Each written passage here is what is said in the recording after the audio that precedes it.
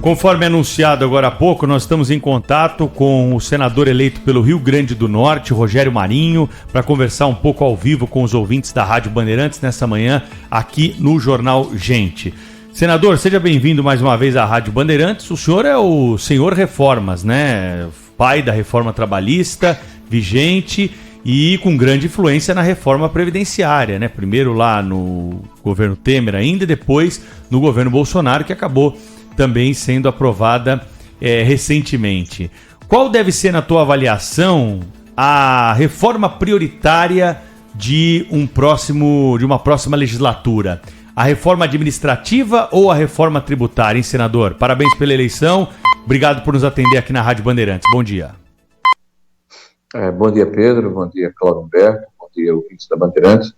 Eu acho que nós temos que continuar a modernização do país, né? O presidente Bolsonaro, eu diria que desde Temer, né, quando finalmente o PT saiu do governo, o país começou a andar e se modernizar. Na época do Temer, foram feitas uma série de intervenções no sentido de melhorar marcos regulatórios, mas de fato o que ocorreu foi a reforma trabalhista, modernização de uma legislação de mais de 70 anos, e hoje nós estamos colhendo os frutos, né? Mais de 5 milhões de novos empregos desde o final de 2017, contra 3 milhões de empregos perdidos em 2015 e 2016. Né? E agora, no governo do presidente Bolsonaro, uma série de modernizações importantes ocorreram, como o marco da cabotagem, o marco do gás, o marco do saneamento, que eu participei também de forma muito importante, como ministro do Desenvolvimento Regional, né? O marco da liberdade econômica, né? As normas regulamentares da segurança e saúde do trabalho, né, que foram essenciais para diminuir a burocracia, uma série de mudanças e de retiradas de portarias, de instruções normativas que só fazem atrapalhar o Brasil, né, a retirada do tamanho do Estado. Próxima legislatura, eu acho que todas as duas reformas que você falou são importantes, outras ações também são importantes, mas eu diria que a mais importante de todas é a reforma tributária.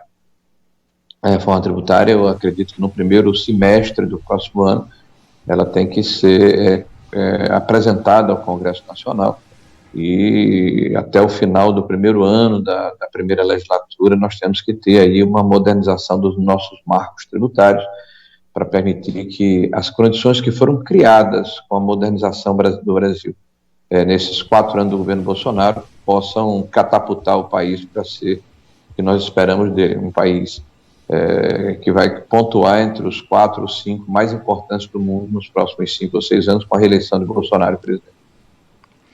Senador, muito bom dia, parabéns pela vitória espetacular, viu? Eu sei que foi um trabalho, foi um esforço muito grande para conseguir esse resultado, sobretudo porque o senhor enfrentou um governo local que é da oposição ao atual governo Bolsonaro, e eu imagino como foi difícil conduzir e chegar a essa vitória. Eu queria saber do senhor o seguinte, exatamente a sua vitória caracteriza digamos assim, uma tendência que se verificou na maioria dos senadores eleitos, também dos deputados eleitos, de centro-direita no Congresso Nacional. Isso deu muita tranquilidade a vários setores, inclusive os setores produtivos e tal, que estavam temendo aí numa eventual vitória do ex-presidente Lula, ele vir com alguma sacada do bolso do colete, alguma medida ou tentativa de introduzir novidades exóticas, digamos assim, no país, que acabe destruindo conquistas importantes, como, por exemplo, a reforma trabalhista que o senhor conduziu com tanto esforço, né, e com êxito. Eu queria que o senhor fizesse uma análise disso, assim, seja qual for o governo, como o senhor espera que se comportará o Congresso Nacional a partir de 2023? Olha, Claudio, obrigado aí pelo registro aí da nossa luta eleitoral aqui. Realmente não foi fácil, mas nós não comemoramos a nossa vitória, né? Na segunda-feira nós já estávamos nas ruas, né, conversando com os nossos líderes políticos, com a população do nosso estado. Eu tenho ido diariamente aos municípios do interior do estado, tenho ido às rádios, às TVs, eu tenho ocupado as redes sociais, eu tenho ido inclusive a estados vizinhos. Ontem eu estava no Ceará, fui a 3 cidades lá, Nova Russas, a Tauá e a uma outra cidade, né, fazer a campanha do presidente Bolsonaro. Nós estamos usando uma arma que eu considero assim poderosíssima, né, que é a verdade. Mostrar o que foi o governo do PT, porque muito jovem não se lembra quem era Lula, que terminou seu mandato em 2010. A forma como ele corrompeu e aparelhou o Estado brasileiro.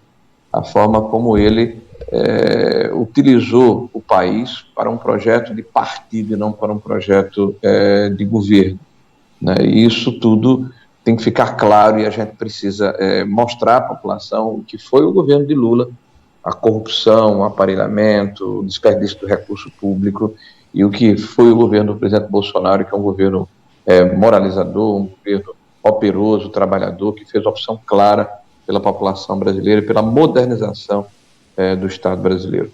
Então isso para nós é essencial. Aqui no Jornal Gente, Alô? nós estamos conversando com o senador Rogério Marinho. Senador, é um grande prazer tê-lo conosco, é a Sônia Blota que está falando. Eu gostaria de conversar com o senhor sobre institutos de pesquisas. Os institutos de pesquisas erraram nessas eleições, né? Nós temos comentado muito aqui no nosso jornal. Como é que o senhor analisa o que aconteceu? Porque eles erraram, inclusive, quanto à votação do senhor. Olha, só tem duas alternativas, ou má fé ou dificuldades metodológicas que precisam ser corrigidas urgentemente. Eu vou ficar com a segunda hipótese, né, que os institutos precisam rever os seus métodos de aferição de resultados. No meu estado, por exemplo, no sábado à noite, o IPEC, né, que esse instituto está dando aí 7 pontos na frente por Lula, deu 11 pontos para o meu aniversário e eu ganhei por quase 11 pontos. Quer dizer, eu acho que eles, talvez por um erro de digitação, eles tenham colocado o nome do meu aniversário no lugar do meu, não sei, e certamente eles vão averiguar. Mas o fato é que o erro ele foi uma constante, não uma exceção. Esse foi o IPEC? O IPEC, né, esse instituto contratado pela Globo aí. Então deu 11 pontos de maioria para o meu aniversário e eu ganhei por 11 pontos. Então, uma coisa esquisita, isso no sábado, na véspera do processo eleitoral. Então, eu acredito que há uma necessidade de termos algum regramento nesse processo, porque é evidente que uma pesquisa eleitoral, na véspera do processo, ele induz o eleitor, ou ele tira o ânimo da militância, ou ele faz com que alguém que tenha talvez uma menor intensidade no processo eleitoral prefira não ir votar, se não for obrigado, já tem mais de 70 anos. Então, é verdade que a pesquisa e eu diria assim, a transparência do processo eleitoral é desejável para todos, mas não a malversação dos dados, não a fraude dos resultados, né? Então é isso que a gente fica preocupado.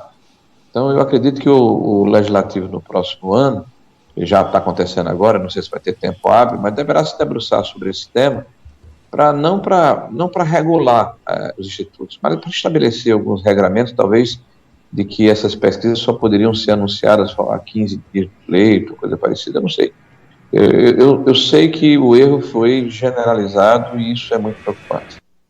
Nós estamos conversando com o senador Rogério Marinho, aqui ao vivo na Rádio Bandeirantes hoje. Senador, como o senhor vai estar lá na Câmara Alta, né, a partir do ano que vem, tem um assunto que tem preocupado diversos setores, que é a possibilidade do Senado engrossar o caldo aí com o Supremo Tribunal Federal.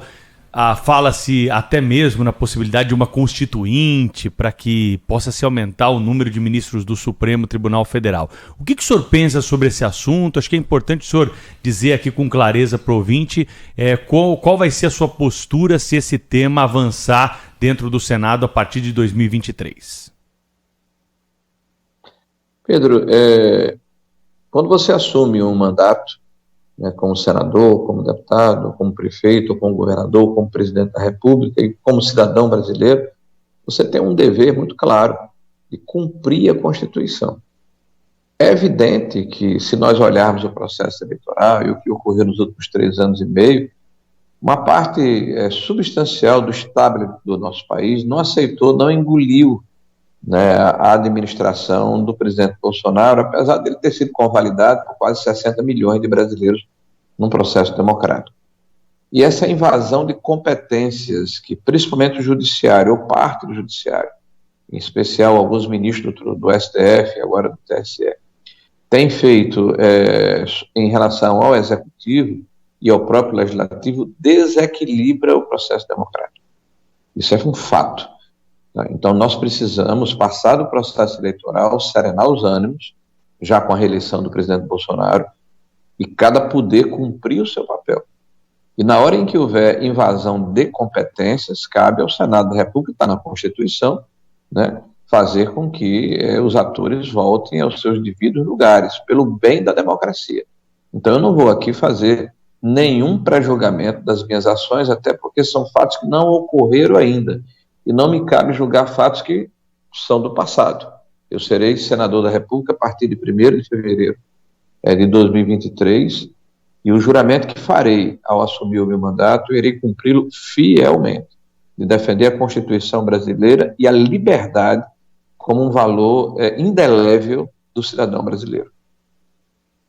E a separação dos poderes.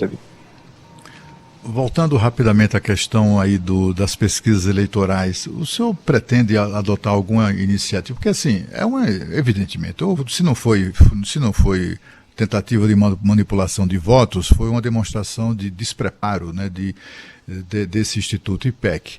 Quando o IPEC divulga no dia 1º de outubro, véspera da eleição, à noite, que o senhor vai perder por 11 pontos de diferença, né, pontos percentuais, e na verdade o senhor vence por 11 pontos de diferença, isso aí ou foi fraude ou foi incompetência, né?